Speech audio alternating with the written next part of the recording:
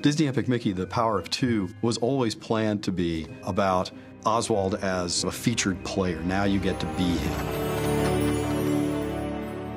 Oswald is the quintessential forgotten Disney character. He was a major superstar in his time, and I think using him in Wasteland to be the driving force of what's going on there is the perfect choice.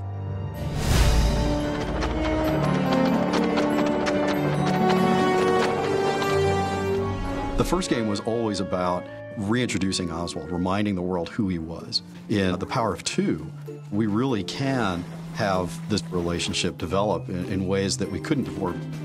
Walt Disney and Iwerks created Oswald the Lucky Rabbit in response to a request from Charles Mintz, who was their distributor. They wanted a new character and created a cartoon called Trolley Troubles. It came out in 1927 and was an instant hit pretty much with the public.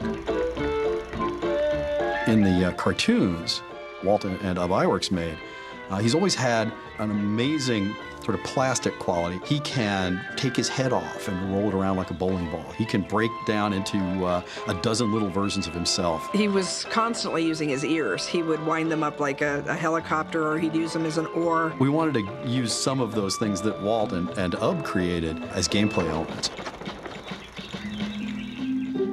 When Walt went back to New York to renegotiate the next year's series of cartoons, Charles Mintz told him at the time, not only am I not going to give you more money for these cartoons, but I actually own the character through your contract, and I've hired away most of your animators, and so you're going to have to do things the way I want you to.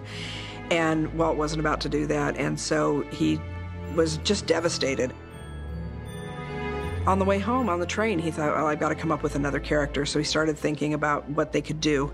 And when he got back here to Hollywood, Walt suggested this mouse, and they named him Mickey.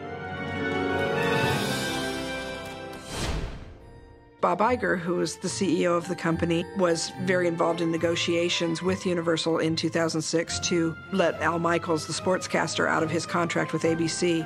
During those negotiations, Bob suddenly piped up with an idea as part of the negotiations to bring Oswald back, trading Al Michaels for a cartoon character. I think even Al Michaels was surprised by that. Having something like this come up, something cutting edge and brand new, reawaken an interest in a character that's been gone for over 80 years is really exciting to a historian. But the fact that he's taking that next step is huge for me. I love that little guy to death, and I want to see him as big and as famous as Mickey. So this is his next step towards having his own star on the Hollywood Walk of Fame, you know?